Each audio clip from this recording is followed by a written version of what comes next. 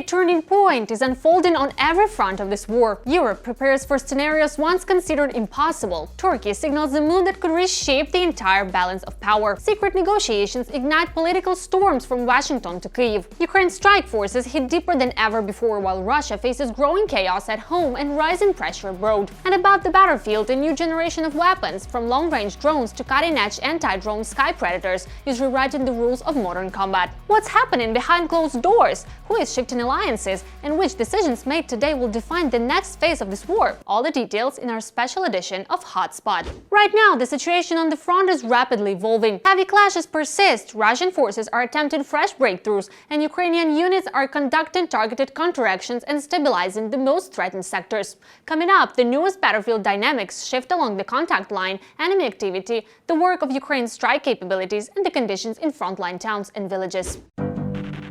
Greed that doomed the Russian occupiers. Near Berdyansk, during a special operation, Chechen Kadyrovites were sent to the afterlife, reports the main intelligence directorate. Ukrainian partisans discovered that the valiant marauders of Dondon had set up a scheme to sell the fuel they themselves had stolen. The bearded men were selling diesel at the same spot on the highway near Berdyansk. That very spot ultimately became their mass grave.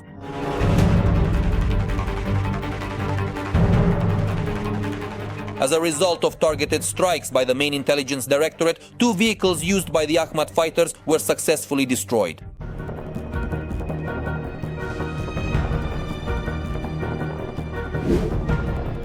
This weekend, Putin also lost 2 tankers from his shadow fleet, which are under sanctions for their involvement in transporting Russian oil.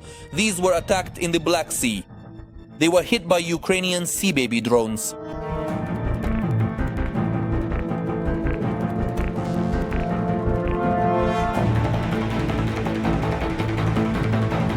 The Ukrainian drones encountered the Kairos tanker and the Verat, if I'm not mistaken. The incident occurred near the coast of Turkey, but in neutral waters, so there can be no claims against us. How did it happen? It is reported that these were SPU drones, according to sources. But these sources, apparently, are not ordinary, but rather special, because they also leaked the video. And this attack on Russian tankers, well, de facto, not de jure, but de facto Russian tankers, will have absolutely incredible consequences. We have finally decided to impose our own sanctions on this issue. So we are attacking not only Novorossiysk, not only Tuapse, but also, accordingly, these tankers that are transporting oil. Well, or these ones in particular are not transporting now, but used to transport. Russians will find no peace, neither at sea nor on land. In fact, the armed forces of Ukraine are giving the occupiers no respite on any section of the front without exception. A video report on Ukrainian border guards shared the results of their work. Their drone operators destroyed enemy shelters, communication equipment, and UAV control antennas in the northern Slobozhanshchina direction.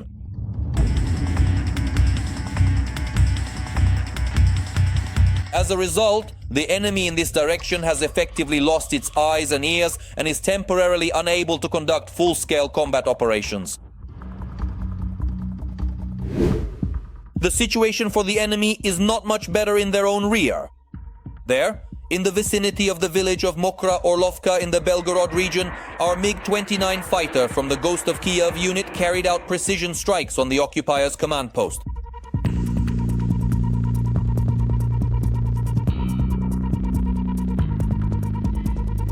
The Kremlin does not admit which of the Russian generals was hit by the Ukrainian fighters' strike. However, Ukrainian intelligence hints that as a result of the raid, the Russian army may have lost several high-ranking military officials at once.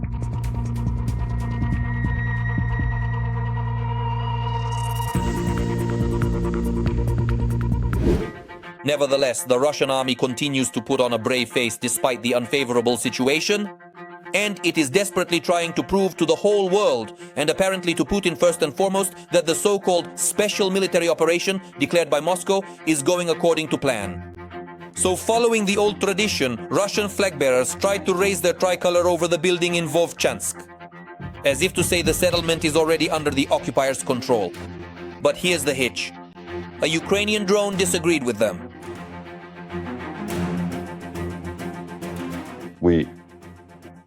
It's like we're sending a message to Vladimir Putin, and not just to him, that all his stories about everything going according to plan and that he's in a state of permanent calm and nothing affects him, well, his assessment of the situation is a bit, let's say, off.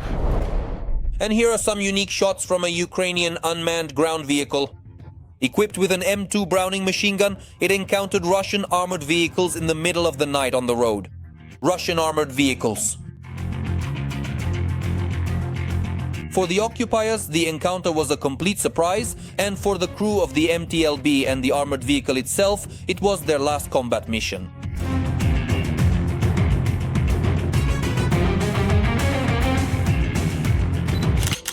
They were left not only without their equipment, but also without the means to transport it. Even in the rear, Russian occupiers can only dream of peace. And it's all thanks to concerned partisans.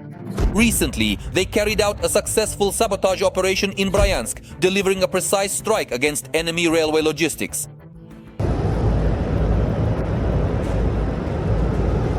As a result, the electric locomotive used by the Russian army to transport military cargo was turned into a pile of scrap metal, creating significant supply problems for the occupying front and disrupting the schedule of ammunition train movements, as well as equipment and fuel that were being prepared for dispatch to the front line in the Sumy direction. Overall, in the past 24 hours, the Russians have lost at least 5 tanks, 7 artillery systems, 2 multiple rocket launchers, as well as another 1,000 soldiers. A big hello to you, Russians. Every voice matters. Join our community, support independent journalism and help us bring you the truth from Ukraine. Become a member of Ukraine Today. Join us now. Searches were carried out at the residence of Andriy Yermak, the head of the Ukrainian president's office, shortly after he declared that Ukraine would not pull its forces out of Donbass to satisfy Putin. The timing raises serious questions. Is this merely a coincidence or an attempt to push Kyiv toward concessions? Is Washington applying pressure behind the scenes? All of this and the broader context of the evolving preparations for potential peace talks between Kyiv and Moscow coming up next. Scandals are no obstacle to negotiations. Kyiv is preparing for the next rounds. There will be important negotiations next week, not only for our delegation but for me as well. And we are preparing solid ground for such negotiations. Ukraine will stand firmly on its feet. It will always stand. Thank you to everyone who helps us. The preparations for further negotiations were marked by yet another extraordinary event. Anti-corruption agencies conducted searches at the home of Andriy Yermak, the head of the Ukrainian negotiation team. Today, NABU and SAP are indeed carrying out procedural actions at my home. The investigators are facing no obstacles. They were given full access to the apartment with my lawyers present, who are cooperating with law enforcement. I am providing full cooperation from my side. As a result of the searches, no charges have been brought. But already on Thursday evening, Yermak resigned. Meanwhile, the Kremlin received a modified peace plan from the US and Ukraine, changed during the negotiations in Geneva. The US has handed over to Russia the parameters of the plan agreed with Kyiv in Geneva. Discussion of the document is scheduled for next week. It is now absolutely clear to everyone, especially after the leak of those recordings of conversations between Dmitriev and Ushakov. The leaks regarding the so-called United States plan, the peace plan, show that it was a special operation by the Kremlin. After the previous 28-point US plan was leaked to the press, causing a serious stir and a wave of criticism, the White House classified the latest version of the peace plan. And now even European diplomats do not know what is in the document. This is an unprecedented situation from a diplomatic point of view. None of us have this information. Meanwhile, Viktor Orban, Putin's Trojan horse in Europe, arrived in Moscow for a visit. At a meeting with the Hungarian Prime Minister, Putin tried to revive the idea of negotiations with Trump in Budapest. That was Donald's proposal. And where did it come in then? He immediately said, "We have good relations with Hungary, you have good relations with Viktor, and so do I. So I'm suggesting this option. Of course, we would gladly agree. And if during our ongoing negotiations it truly comes to using the Budapest platform, I would be very happy about that as well." So, in fact, Orban's visit, the Prime Minister of Hungary, is precisely about Moscow setting up the next trap. And all of this is happening in parallel with the supposed consideration of the United States peace plan, already revised in Geneva. No, we need to be very clear that they are not interested in this revised plan at all. Moscow's goal is to pull the wool over Trump's eyes. Lies, manipulation, distortion of concepts, and simulated activity. Putin and his gang are doing everything possible to avoid taking real steps toward ending the war. But at the same time, not to spoil relations with Washington. Now, we can already see that at this stage, pest has once again started to appear on the agenda, and of course without Kyiv and without Brussels as a potential meeting place for Trump and Putin. And of course, Vladimir Putin, or rather the Russian leadership, will undoubtedly be pushing Donald Trump toward a kind of second significant Alaska. This is because, as they consistently and emphatically put it, these 28 crucial points were meticulously made, taking into full account the very spirit of Anchorage. Now, the Russians will certainly try to fully implement this particular spirit of Anchorage in any potential future meeting or diplomatic encounter. The best evidence of the aggressors' absolutely non-peaceful intentions is the battlefield, where the occupiers are only increasing their activity and the intensity of their assault operations, continuing their offensive in Donbass and the Zaporizhzhia direction. Russia is ramping up its hybrid operations against NATO states, forcing Europe to respond in ways that would have seemed unthinkable only a few years ago. European governments are now openly preparing scenarios for a potential retaliatory strike, and Germany, according to the Wall Street Journal, has drafted a classified 1,200-page blueprint outlining how to ready the country for the possible conflict with Russia. All the key details ahead. Europe is preparing to respond to Russia's attacks. MEPs propose to defend themselves together, learn from Ukraine, and tighten sanctions against Russia and Belarus. This is what they claim in Deutsche Welle. You have to speak to Russia in its own language. Russia only understands the language of force. That's why Russia has excellent relations with Turkey, despite the fact that Turkey shot down its plane and didn't say it was a mistake. They apologized for what they did, but at the same time made it clear, we warned you. A day later, Politico also reported that Europe is considering retaliatory measures against Russia. As of now, I think it's still unfortunately too early to talk about any more serious response from Europe. Even though it's obvious that aggression against Europe from the Russian Federation has been going on for a long time, and Russian drones or drones that take off in Europe, most likely launched by people connected to the Russian Federation, are flying in. Europe, as a collective entity, is still not psychologically prepared or truly ready to resort to, let's say, the overt use of forceful military mechanisms of pressure and coercion. This reluctance is deeply ingrained. According to journalist sources, the Kremlin's ideas for retaliation range from joint offensive cyber operations and faster, more coordinated identification of the sources of hybrid attacks to unexpected military exercises led by NATO. According to the Wall Street Journal's description, Germany's plan appears to be more concrete. The country has developed a secret plan to prepare for a possible war with Russia. In Germany, they also considered, well, maybe sacrificing Ukraine and that's it.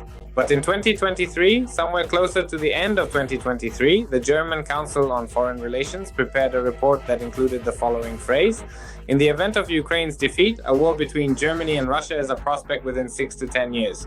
In other words, it's not that the war is cancelled. The war might be postponed, but over a longer period, it will still happen. Later on in Germany, they said that no, it won't be 6 to 10 years. The war could start in as little as a year.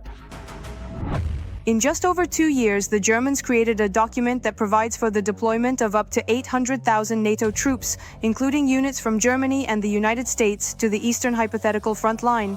Sources from the Wall Street Journal claim that the plan details the logistical routes along which the troops are to be transferred. Naturally, doing this on the territory of Ukraine is more acceptable than allowing it on their own soil. But what does it mean to do this on the territory of Ukraine? It means that Germany would send its troops to Ukraine to fight against Russia. So far, we have not seen any serious signals from our European partners indicating their readiness to send troops to Ukraine.